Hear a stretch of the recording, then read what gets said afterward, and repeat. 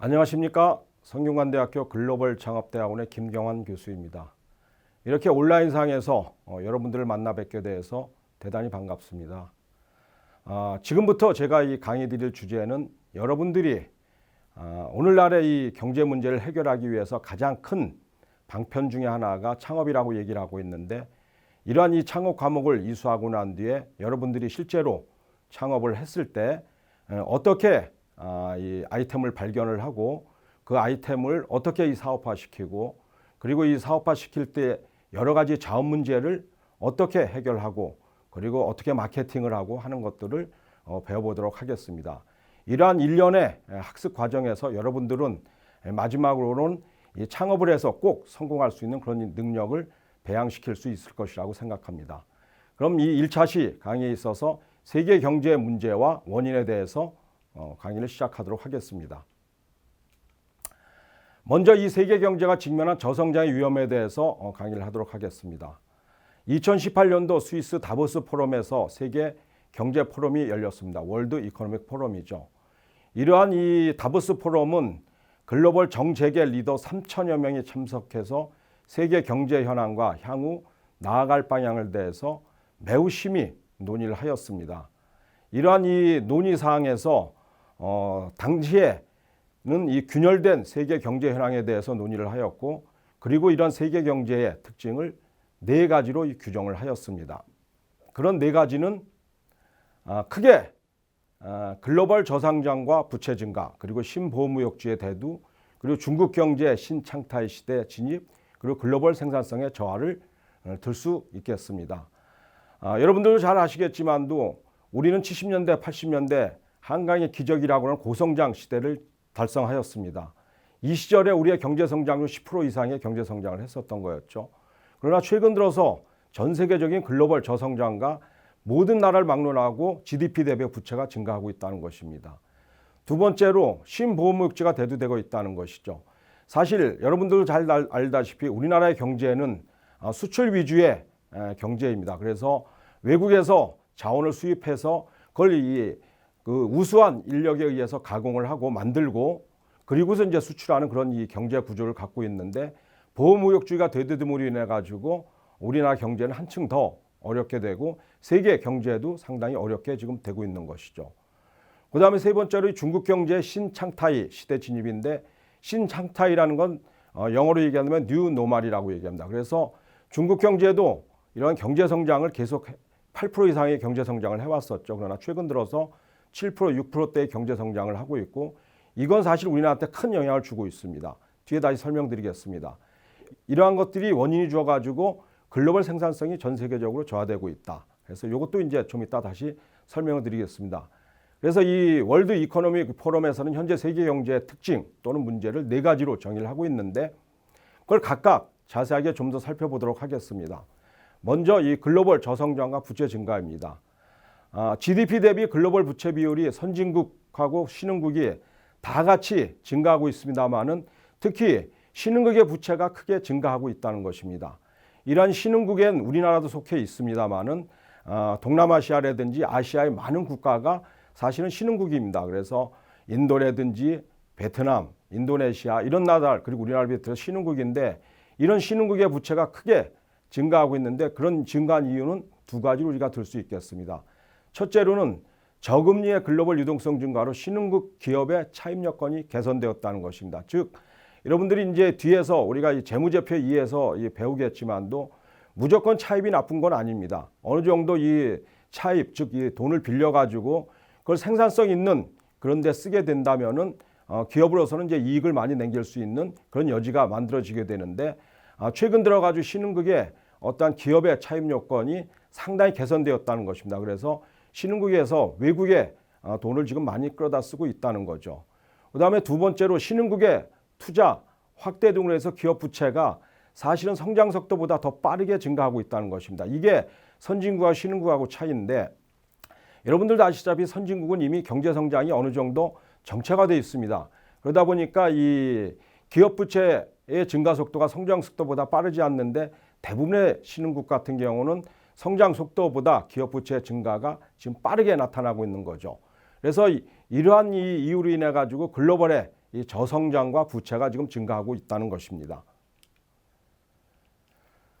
그 다음에 이제 이 중국 경제 신창타의 시대, 아까도 말씀드린 뉴 노멀 시대에 진입했다는 것입니다. 여러분들 이 뉴 노멀이라는 것은 새로운 표준이 나타나고 있다는 것인데, 이러한 새로운 표준은 중국말로는 신창타이라고 하고 있습니다. 그래서 중고속 성장을 하고 있는데, 요걸 이제 이 성장률과 구조 변화와 성장 동력, 그리고 이 불확실성, 요 네 가지 측면으로 본다면은 중국 같은 경우는 10% 이상의 고속 성장에서 7 내지 8%의 중고속 성장으로 지금 바뀌고 있다는 것이죠. 그리고 이 산업의 구조 변화가 중국도 심하게 일어나고 있다는 겁니다. 그래서 이미 이 중국 같은 경우는 산업 구조가 우리나라하고 비스듬합니다. 여러분들 우리나라가 지금 제조 강국인데 전 세계적인 제조의 흐름은 영국에서 시작해서 독일로 갔다가 독일에서 어디로 갑니까 여러분들? 미국으로 가죠. 미국으로 갔다가 그게 일본으로 오고 일본으로 갔다가 우리나라에 왔다 지금 중국. 그래서 이 제조 강국의 흐름이 이렇게 흐르고 있는데 최근 들어서 우리나라도 이 제조업에서 서비스업을 보다 강화시키려고 노력을 하고 있죠. 중국도 역시 마찬가지입니다. 그래서 중국의 산업 구조도 빠르게 제조업 기반에서 서비스업 기반으로 지금 바뀌어가고 있으며 수요 구조에서도 투자를 많이 하는 그런 어떤 이 중국의 경제 성장에서 소비를 좀 지향하는 즉 내수를 좀 지향하는 경제 수요 구조로 좀 바꾸려고 하고 있다는 것이죠. 이건 우리나라도 역시 마찬가지입니다. 그리고 우리나라도 이 도농 간의 격차가 심한데 중국 같은 경우도 도농 간의 격차가 심하죠. 도시와 농촌 간의 격차가. 그래서 그런 이 도시와 농촌 간의 격차가 지금 확대되는 걸 축소시키자고 하고 있고, 그래서 이 서쪽을 상당히 많이 중국이 개발하려고 하고 있습니다. 그 다음에 생산 요소의 투입을 증대해서 중국 경제가 성장을 해왔다면 최근 들어서는 과학기술 혁신을 통해서 중국 경제가 성장을 하려고 하고 있다는 것이죠.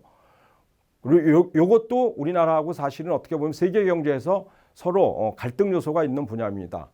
그 다음에 중국 경제도 우리나라 마찬가지로 지금까지 부동산이 어느 정도 좀 버블이 있다고 볼 수가 있겠습니다. 그리고 지방정부의 부채가 아주 급격히 증가되고 있고, 그 다음에 이 중국의 경제에서 가장 큰 이 불확실성 중에 하나는 금융 리스크가 크다는 것이죠. 그래서 이 중국의 이 금융산업이 상당히 이 관치금융이기 때문에 리스크가 크다는 건데, 이런 이 금융산업의 리스크로 인해 가지고 중국 경제 불확실성이 계속 확대되고 있다는 것입니다. 이게 이제 중국판 이 뉴노멀, 즉 신창타이 시대의 특징이라고 볼 수 있겠죠.